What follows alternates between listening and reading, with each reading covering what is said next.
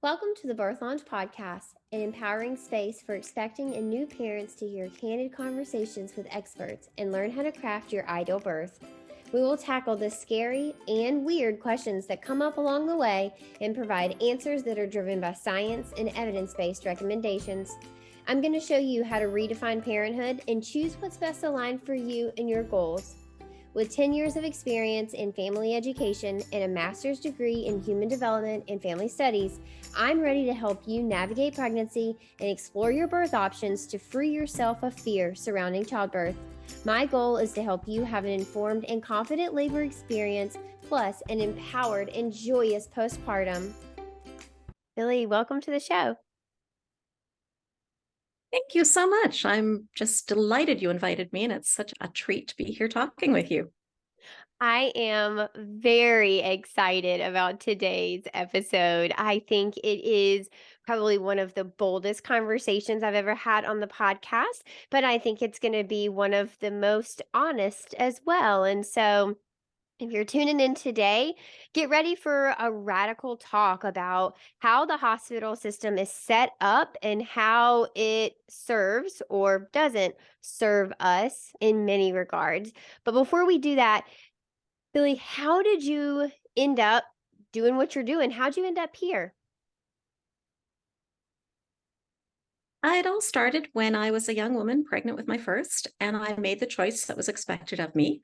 I was expected to go to a downtown Toronto teaching hospital with an obstetrician and submit my body and my sexuality and my baby on the altar of modern medicine. And I did. And it was the usual experience. Horrific. Baby ended up in the NICU when I was told she would die that night without me ever seeing her. I was damaged. That needed surgical repair many years later. I went home with intense PTSD, and they handed me a child at the end of over a week that looked like my husband, and they told me was mine. And they said, now go have a life. And that was my introduction. And I was told at the time that the reason everything went to hell in a handbasket was my perfectly healthy young body was effective. I somehow mysteriously grew old babies. And the solution then was to swoop in sooner and rescue my next baby much, much sooner from my very faulty body. And I joined Legislative League to figure out what to do with this screaming child, how to breastfeed. And I met women who liked having babies. I thought, you've got to be insane. Nobody likes having babies. It's awful. The difference was they didn't use those services. They just had a baby.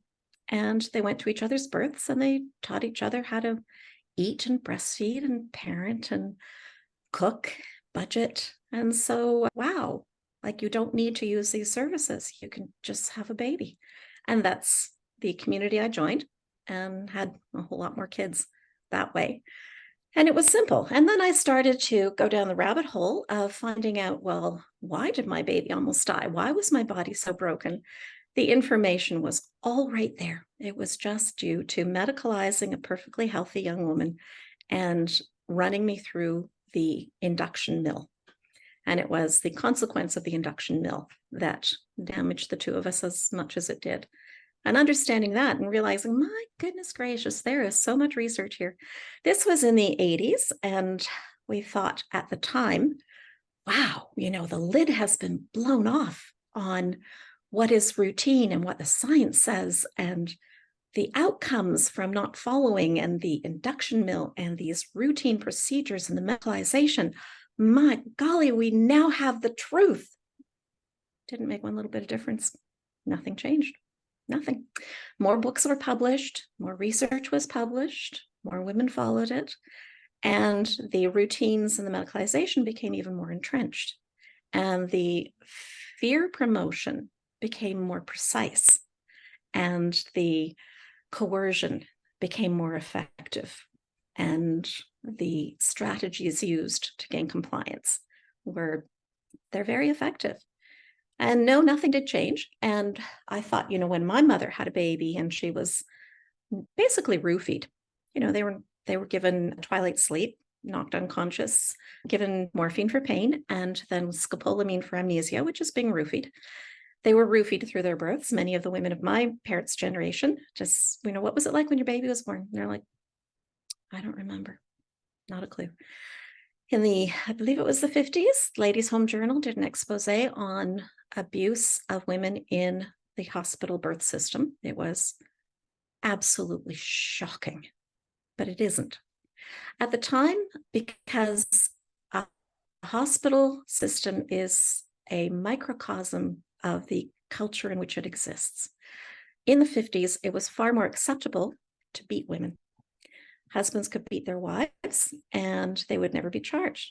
So when women went into the hospitals, culturally, it was more acceptable to slap them, hit them, pinch them, and beat them. And then the culture changed and it was less acceptable. Men weren't allowed to beat their wives anymore legally. They got charged.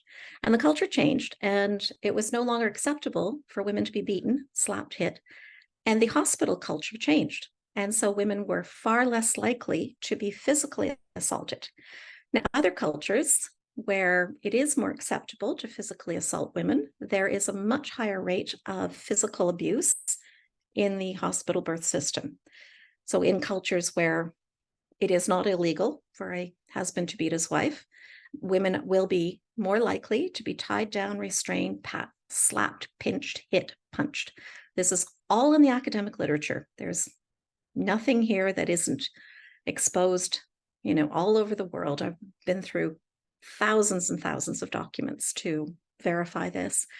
But in Western cultures, where it is now unacceptable to hit women, the abuse is instead more coercive, insulting, humiliating, verbal, spiritual, emotional, violation of her consent, intimidation, belittling. So that's more common form of abuse that happens in the hospital system. But it has not diminished, really. It's just changed what kind of abuse women endure in the hospital system. And truthfully, sometimes at home as well, if they invite a practitioner who has been trained under the medicalized model and is accountable to a hospital for her license and privileges, then it is far less common, but not unknown, to experience the same kind of abuse in the home setting. It's that covert control What's that? of women, right? It's the slyness, the sneakiness, the feeding it to them almost as if it were under the guise of safety or if it were their idea, expecting and hoping that women don't know any better, don't know any different. Well, you don't want a dead baby, do you? Right. That's the most common threat. I did work with a researcher who had trained in the UK and had been working in Australia. And as an independent midwife, she had not really encountered that. And she thought perhaps, okay, it must exist, but perhaps it's rare. And then she started to do some significant research and found out that no, it is the most common coercive threat around the world, is what we call the dead baby card. Wow. Yeah, so in the 80s, when I started having my babies and we discovered this incredible research, we thought, okay, well, our mothers are no longer we as their daughters are no longer being slapped and hit and restrained and pinched as much.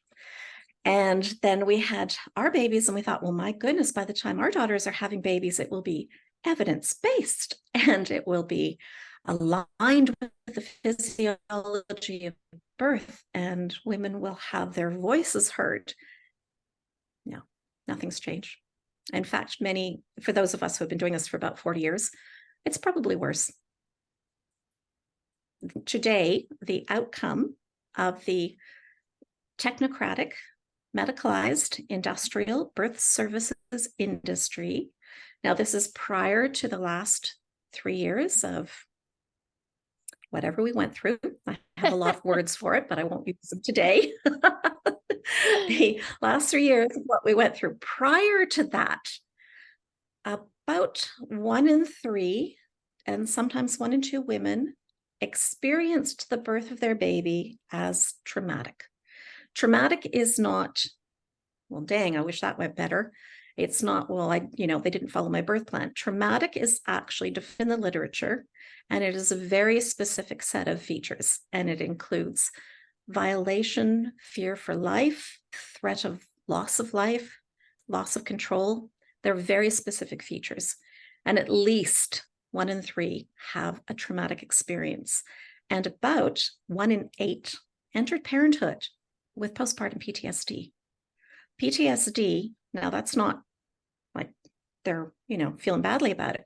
PTSD, this is 1 in 8 with a full diagnostic criteria, and PTSD is actually a physical brain injury. So 1 in 8 of their customers completes these services with brain injury.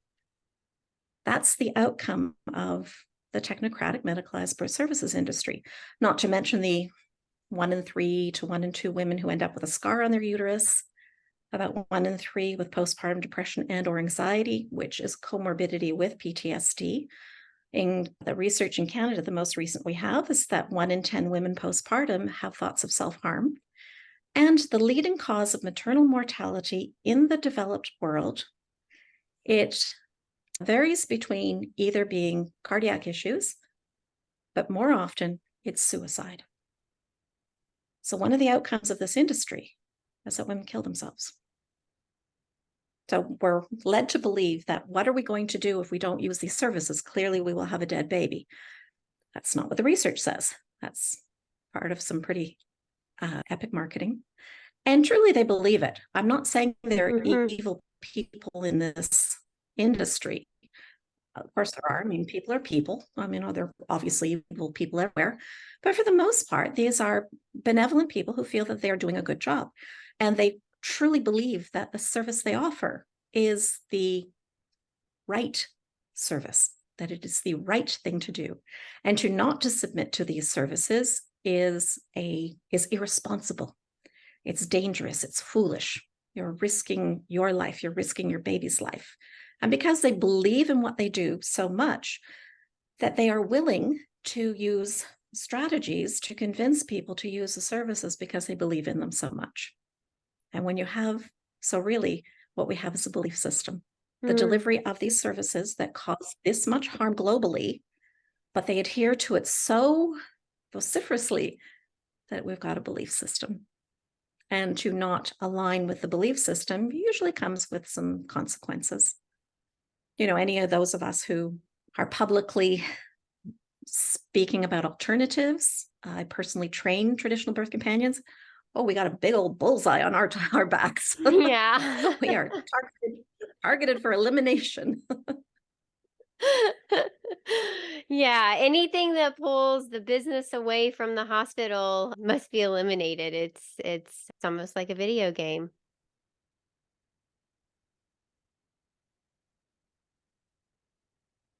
Yeah. And the belief system is very entrenched.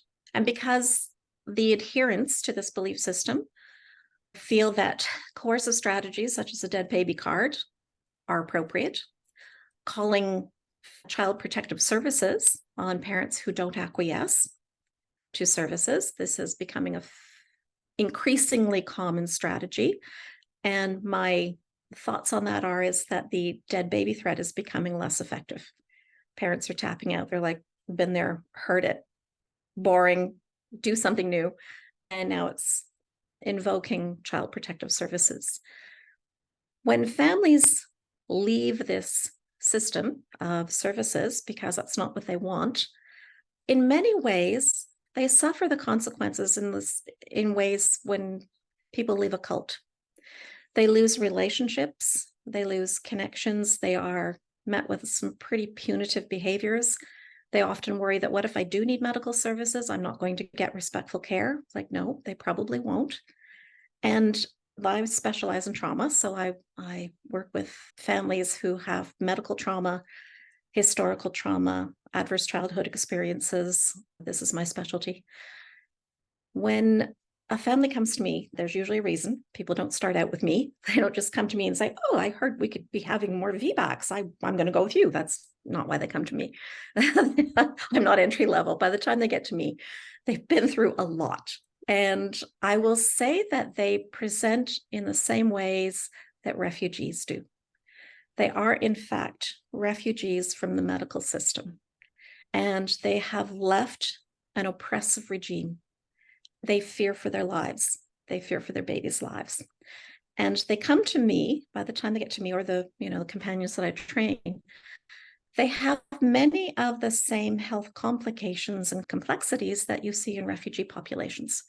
You see PTSD, sleep issues, substance overuse, hypertension, blood glucose issues, malnutrition. So they present with many of the same complexities that we see. And these are not the clients that regulated midwives here in Canada will take, because midwifery has been relegated to practicing obstetrics on healthy women. So they take what the industry calls low risk. These women are not low risk, and there isn't a chance in hell they're going to go have a hospital birth. So this is the clientele that comes to people like me, traditional birth companions, and we offer holistic, non-medical, because I'm not licensed, non-medical care to improve their wellness and help them have a baby in safety.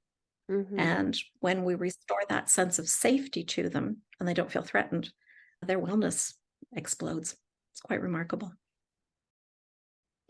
You know what just hit me so heavy with what you said is that there's an indoctrination process, and it's on both sides. Patients are indoctrinated into it, but also providers are indoctrinated into it. And so then you just have this community that everybody is indoctrinated, and no matter which side you're on, if you try and leave, you're going to face those punitive consequences. That is really scary to know that the medical system has systems in place that does not leave any room for consent and also controls the mass majority of both sides. They've gained a monopoly, yes, but it's the same monopoly that has happened with all of Rockefeller medicine. The Flexner Report, Rockefeller Medicine, technocratic medicalized birth services are just part of Rockefeller Medicine, so they have the monopoly. And as part of Rockefeller Medicine was to initiate, well, first of all, defund anything that wasn't them, to make sure there was no money going to them, and then to initiate smear campaigns under the guise of, quackery. This is a quack and that's a quack, and everything that isn't us is a quack. And it's a quack, quack here and a quack, quack there. And midwifery was eliminated through quackery. But midwifery is allowed back under the umbrella of Rockefeller Medicine. So they do practice. Now, it is different in the US. I accept that. I acknowledge it is different there because you do have more options for midwifery. Many states, you can still use the word if you're not registered with a various governing body. And there are opportunities there for pockets to operate independently and differently. So it does exist. Here, it doesn't. Here, if you are regulated, you operate under Rockefeller Medicine and the hospital-based system, even if you're birthing at home, if you want to use those services. So around the world, traditional midwifery was eliminated. That was accomplished through the witch burnings. Midwifery was gone. The male midwife entered, the male midwife, and birth for women has never been safe since the male midwife entered, ever. All research we have heading back to the earliest recorded data has shown that institutional birth has never been safe for women. It is safer now, it is safer, but it has never wholesale been safe. Here in Ontario, after World War II, the push was to move women out of homes and into the hospitals. And at the time in Canada, midwifery was illegal. And that happened prior to Confederation, when we joined provinces to become a country. That happened before the all-male brand new Canadian Medical Association went to the all-male parliamentarians of Upper Canada, which later became Ontario. And as they're sitting at the Boulevard Club, which is a yachting club, and they're swirling their brandy and smoking their stogies, and the physicians said, "We want you to make midwifery illegal, because if we can go to the birth, then we've got a customer for life." And the parliamentarians, swirling their brandy, and said, "Smashing good idea." And midwifery was eliminated across Canada. Well, of course, there have always been women who show up, but as a profession. Then once the men went to the all male medical school in Canada. The only one was McGill University. And they had no idea how to be at a birth. So they brought in midwives who were now illegal to teach them what to do. So in the history of birth here in Canada is the family physician was called if the family felt like it or if they had money. They stayed at home, then they called the neighbor. The neighbor came over. The neighbor who'd had 4 or 5 babies, and she came over, and then she attended 4 or 5 births, and then it was the next neighbor's turn, and she would come over and mind the children and help with the mother. And these neighbors had, well, they had no specific training in twins or breeches or neonatal resuscitation or hemorrhage control. The wellness of these at-home births, when compared to the hospitals in the 1950s, 60s, and 70s, was that these neighbor births had 4 times less mortality and 10 times less morbidity. But in the 50s, there was a move to get women into the hospitals. It was just an agenda, medicalization agenda. Public health, if you can imagine public health doing this, went door to door in Toronto, knocking on the doors to convince women to move from the home to the hospital, at the same time knowing she was 4 times more likely to die in a hospital. But they did it anyway, to convince the women that was a safer place to be.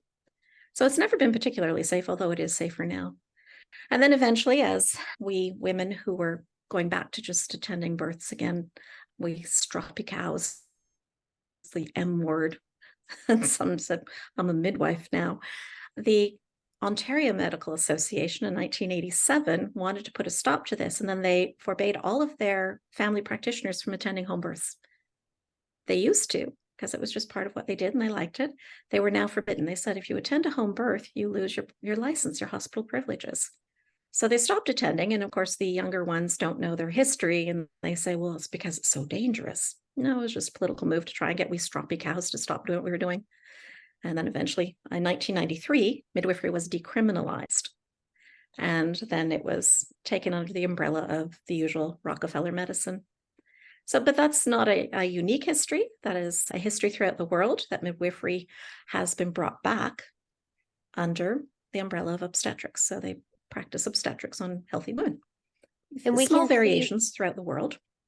And we can see how along the way, choices have just been chipped away and chipped away and chipped away. Twins and breech and home birth and midwifery. And now you just have one choice in some places. It's just mainstream OB care. And that's it. That's all you have. Yeah, there's a cultural backlash right now. As I say, when families come to me, they present much like refugees. And what I am observing is there is an exodus from this industry. The industry is actually on the brink of collapse, but nobody notices. Here in the Great White North, medical practitioners, nurses, midwives, physicians who still believed in medical autonomy, that believed in patient choice, and the Nuremberg Code were fired, and they've not been hired. So there are tremendous staffing shortages in the industry. And if we look at the law of diminishing returns, if the input of money is greater than the output of what they're delivering, the system collapses. Well, the output is pretty horrific at the moment. And families are not using these services in the same way that they used to. They're leaving it. There is a free birth movement in response to it. There's just women helping each other out again, like we used to. Families are learning how to do it themselves. I train traditional birth companions so that those with more complexities or who just don't want to go it alone will have somebody to be there with them, with some skills and some mentoring and some education. There is an exodus happening, and loss of control is triggering some, some are asking questions and some are just defaulting to narcissistic indignation. What do you mean you don't want this service? Do you want a dead baby? Wow, that is chilling to hear. It really jazzes me up. It just sends chills down my spine to see women start to take back that control that should have never left our hands in the first place. It should have always been ours. It's innately just our right, and it's been stripped from us. It is, I think, really mind-blowing to hear the similarities between a cult and the hospital system. To put them side by side like that, I don't think a lot of people have ever thought about those. Yeah, I've gone down the rabbit hole. I don't make things up. So if I say something, it's because I've gone down the research. But a study, it was from 2019. It was called the Listening to Mothers study. Reported that if a woman had a difference of opinion from her medical practitioner, there was an 80% probability she was going to be mistreated and abused just for thinking differently. Wow, that Now, that is doesn't help like behavior. yeah. And it's just so scary to think that it's a system that, is really built on the idea that you can come in and be taken care of during this very vulnerable time in your life. But in reality, it is, I think you had referred to an induction mill earlier. It's just a conveyor belt. It's just come in, sit down, be quiet, do what you're told, go home. And if you try and deviate from that plan, if you try and have your own independent thoughts, if you try and have individualized care, for the most part, obviously holding space that there are some really great providers out there who are doing it different. I'm not trying to take away from that, but the mass majority of us don't experience that. We're not lucky enough to have that provider. And so a lot of us do get that very template, cookie cutter, do as I say type of care. Wow, that makes me want to cry. Something that really shed some understanding for me was to spend some time learning systems theory Mm, and system science. mm, System science, in some ways, is the explanation of everything, and it's well worth it. It helps to explain why there is no change from within. For a little while there, parents had read more research than, is reasonable to expect of a parent, and said immediate cord clamping is not appropriate. It's not an appropriate intervention. And practitioners, I read many documents where they said, well, I don't really understand the parents, but it seems to be important to them. And it took maybe 20 years or so of this kind of advocacy, and it became more routine to delay the cord clamping according to the clock of perhaps 3 minutes or so. And that has come back down to where I am. It's between 30 and 60 seconds. So the international movement towards wait for white has fallen on deaf ears and made no impact. This system doesn't change. You can't change it from within. And I'm not one to waste my breath on it to say, let's go in there and make them change, because there's nothing broken about it. Absolutely mm-mm, nothing. It mm-mm. is a well-functioning, well-oiled, productive, smooth-running industry that is categorically, absolutely not broken. If we look at systems theory, systems science, every system is set up with an end goal. There's a reason why they're existing. There's something they want at the end of it. And in order to accomplish that, what do they have to churn out as their output in order to accomplish that? Now, what do we have to do? We have to know what to put into it. What processes do we need to create the output that will then achieve the goal we want? And if we look at that and say, well, the industrialized birth services came along to take the place of the midwives they had burned at the stake, of the women they had banished from the birth room, the lying in hospitals they had set up because it was more profitable than going into the homes. This entire industry was created to co-opt and control women's physiology for power and profit. At the same time, which makes this a little more complex, they also deliver medical services when it's needed. So it's more complex. Mm-hmm. The purpose of the system is to co-opt and control women's physiology for power and profit.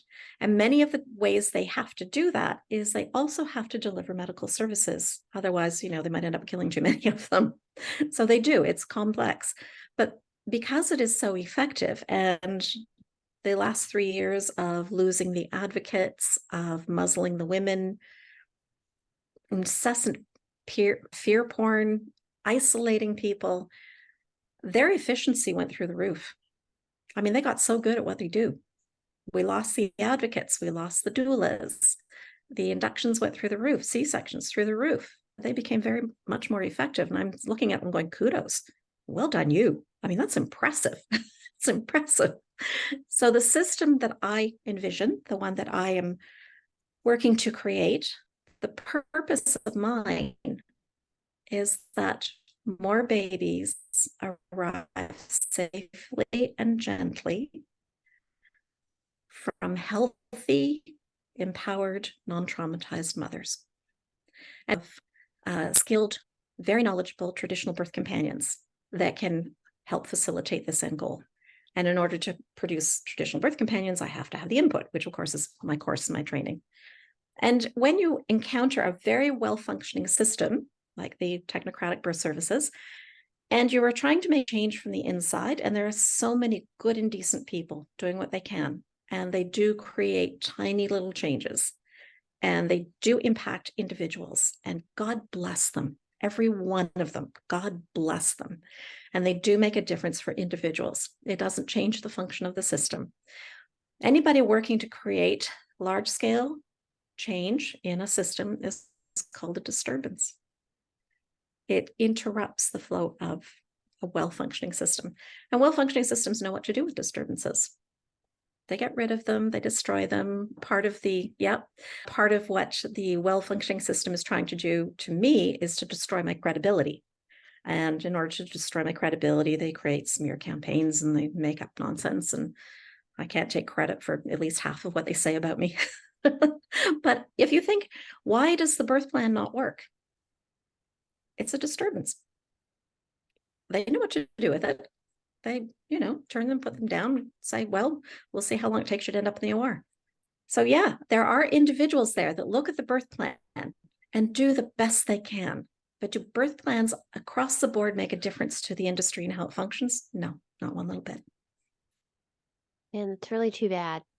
That really is, because it could be used as such a great tool to help people advocate for what they want. But that also goes back to one of the things I think that irks me the most about this system. And I understand it was designed this way, but it's the fact that the onus of advocacy is put on the patient when that's not I'm the customer. I should be able to come and expect to be able to be treated with a certain level of decency and respect and collaboration and consent. And it just, I'll never shut up about this, but the fact that patients have to go in and advocate so hard, fight for what they want, is bizarre. It's absolutely bizarre. It's designed that way, so it's intentional, but it can be intentional and bizarre, and it is. It's also incredibly unfair to women. Mm-hmm. Throughout pregnancy, the hormone estrogen rises and it peaks at term. Estrogen is also called the hormone of accommodation. Estrogen is a hormone that influences our behavior to make us accommodating, welcoming, and it should be. We're welcoming a precious new human into this world. We're opening our hearts and our families, our bodies, to receive this precious, precious new one who will be embraced and loved and cared for. Estrogen is part of that priming. And as the estrogen rises to become so open and welcoming and accommodating, we head into an industry that is not set up for that. And so we'll just advocate for yourself. Just fight. Just fight. It's outrageous to ask that of a woman. And what we see then is she doesn't want some procedure that is coming at her. And a common response, it's all the academic literature, a common response is fawning, and she will, as a practitioner is coming at her to do something she doesn't want, to lessen the harm, she will say, but can I just get out of bed and make you a cup of tea? You know, it looks like you haven't had a break in a while. Why don't I just go down to the vending machine and get you a granola bar? Because, you know, that might make you feel better. And that's a very common response, hormonally driven, but it's also a safety mechanism. If I'm nice to you, perhaps you won't hurt me as badly.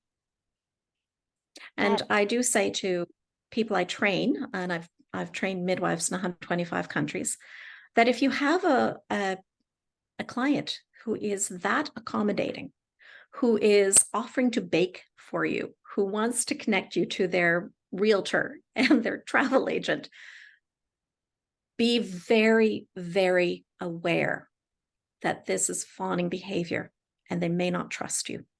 And this is critical for trauma-informed care. I believe trauma-informed care should be mandatory, no exceptions. And I call trauma-informed care as life-saving as knowing CPR hand washing, because trauma-informed care prevents PTSD, prevents many of the horrific things that can come with PTSD, including child abuse and neglect and suicide. It is life-saving. And I do have the world's first and only, I believe, still online course to become fully trauma-informed for the perinatal client, and medical practitioners won't take it. They don't think they need it. I think the system has told them they don't need it. The system doesn't value trauma-informed care, so it just throws it to the wayside. There's no reason to take it because it's not of value. Okay, so you keep mentioning your courses.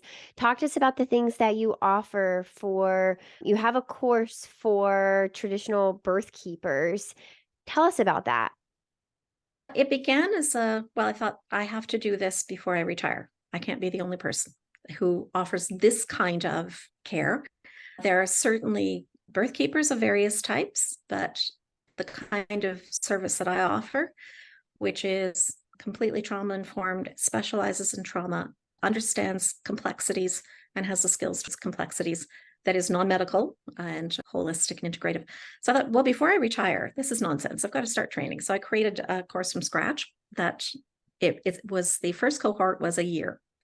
It took a year to get through it, and that included the trauma-informed course, and it equipped someone to work with families from preconception to parenting.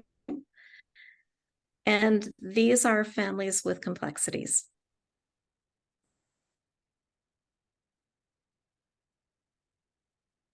This isn't what, midwifery is allowed to work with, where their BMI is between this and this, and their age is between this and this, and their baby size is between this and this, and there's only one baby and it's only head down. Well, we don't do that. We just help families, and they make the decisions. It's up to them. Do they feel it's in their best interest? So the first cohort was 12 months. I was told by one of the participants it was like drinking from a fire hose. It is very comprehensive. I offered the second cohort to unfold over 18 months, and it's still in process, but the need is so dire.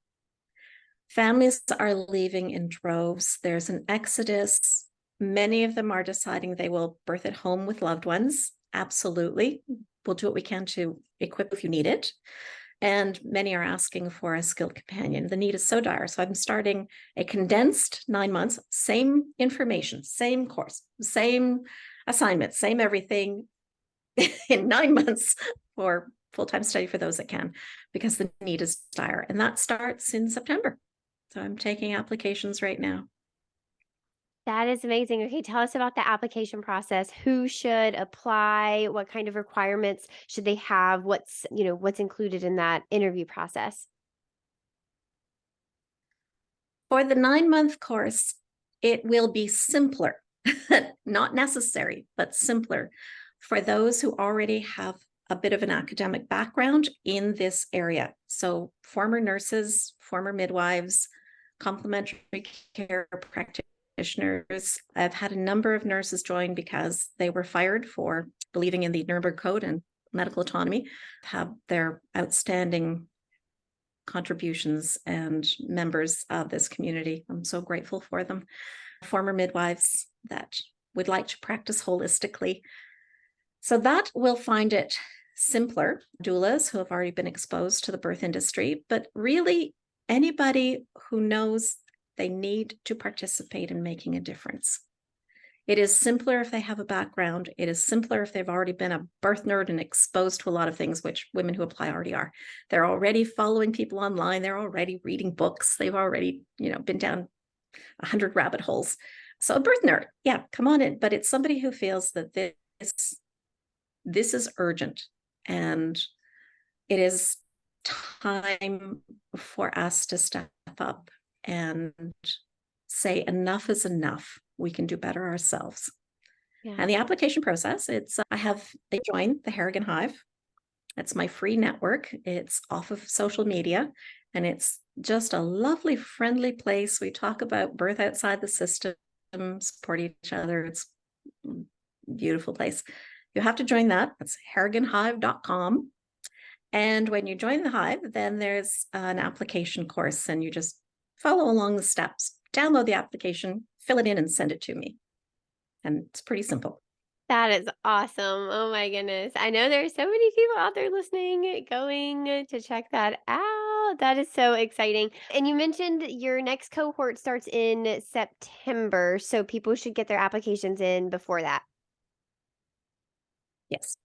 Cool. Yeah. Amazing. All There is right, a deadline, but I will accept latecomers. Okay, amazing. That's good to know. We will put all of the links in the show notes, you guys, so that everyone has access to that. Billie, this conversation has been so eye-opening. I think this was a heavy conversation. I imagine a lot of our listeners walking away with new perspectives that may feel a little uncomfortable right now, but also probably started a little bit of a fire inside of them, or maybe got some wheels turning. If you've got anybody out there listening that is curious about what they heard today and are wondering if birth outside of the system is right for them, what is your advice for them in terms of where to start to explore that for themselves? Connect to people. The change happens in community. Change doesn't happen just because you download some information. That is never where significant change happens. Significant change in perspective, where you were in one, paradigm and you leave it and you end up in another. It comes through great suffering followed by great love. People leave these services usually due to great suffering. They have been hurt. Their family members have been hurt. Their friends have been hurt. People they love have been hurt. And they leave through great suffering. And you don't just leave something, you go to something. And finding a new way of doing things comes through great love. And when they find people who are already exploring this, caring about each other, it matters if you ended up with PTSD. All that matters is not just a healthy baby. It matters if you ended up with PTSD. That is unconscionable, and you matter. And let's find ways to help you get well, because you can heal from PTSD. You can. And when they find people who are willing and caring, then they have found their new home. And that's part of it, is if there has been great suffering, just an inquiry and just some information doesn't really change anything. But if there has been great suffering and you're looking for a place to find great love, you find people who get it, who understand. And then you talk it out and you think it out and you share and you get together with somebody and have a cup of tea and let the kids play in the backyard and join an online group. There's Birth Trauma Ontario is one place where we offer a mother's forum, the Harrigan Hive. We get it. We get it and we care. And then, of course, there's lots and lots of groups and pages to follow, books to read. There's lots of information there. But when they find great love, they will have found home. That just fills my soul with everything that's warm and fuzzy. This conversation has been amazing. Thank you so much for being here. It included, I think, such a deep conversation about consent, and that when we start to chip away at options, it really reduces that consent piece. If we don't have all of our options, then it's not truly an informed consensual decision because some options weren't even available. It's really too bad that the hammer came down so heavily on midwifery when we know that midwifery is the answer to so many of the problems that we see in the birth world. Regardless of how you feel about home birth or hospital birth, the answer is midwifery care in almost every single situation. OB should be reserved for high risk births. They are surgeons. They are essentially high risk medical providers, and your midwives are medical providers that specialize and are experts in physiological, normal, expected labor and all of the normal variations of that. So things like twins and breech babies, these things aren't abnormal. They're a normal variation of normal birth.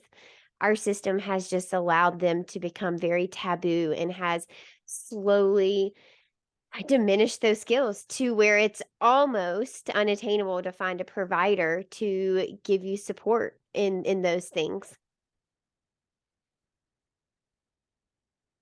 My vision is that families just learn to do this themselves. This is not rocket science. My perspective is, and this tends to shock people, is right now the choice is you can have the kid who makes your sandwich at Subway have vaginal breech skills. A mother comes in to get her sandwich. She goes into the bathroom or water break. She comes out having a precipitous labor with a little foot coming out. The kid behind the counter says, "That's okay, ma'am, I can help." Jumps over the counter and is a more useful human. Why can't we do that? Your hairstylist should have vaginal breech skills. It's not rocket science. And if we return birth wisdom back to the community, and I say it is common knowledge for common families, having a baby is common knowledge for common families. Return it to us. Now, if a situation arises that the family doesn't have the skills and they should be able to help breech, that's not a rocket science. Something that they don't understand, go to a midwife. In unusual situations, they should be highly skilled. They don't need to be what Granny knows. They don't need to be what Auntie knows or the kid behind the counter at Subway. They don't need that. They need to be highly skilled. And if they need a surgeon, go to a surgeon, because you do need a surgeon sometimes. You do need somebody with highly developed surgical skills. So that's my vision. And I think let's just get it back to families. We can do this. Yeah, we can. Give the power back to the families. Wow, you guys, this was such a wonderful way to kick off our brand new season of the Birth Lounge podcast. Stay tuned each week. Come back and visit each week. Hang out with me with new guests talking about how we can put that family power back in the hands of the people that it belongs to help get that consensual care out in our community so that we can hopefully restore birth to what it is supposed to be, this beautiful journey that families embark on together to, oh my gosh, oh my goodness, I could rattle off so many benefits of having the family unit be together and be respected as a whole unit during this birth process. It improves the outcomes for literally everyone involved. So I'm very excited to be back with you for another season. Can't wait to see you next week. Bye, y'all. Thanks for joining us. I'll see you next time on the Birth Lounge podcast. Until then, head over to Instagram and find us at Tranquility by Hihi and give us a follow. You can also check us out at thebirthlounge.com.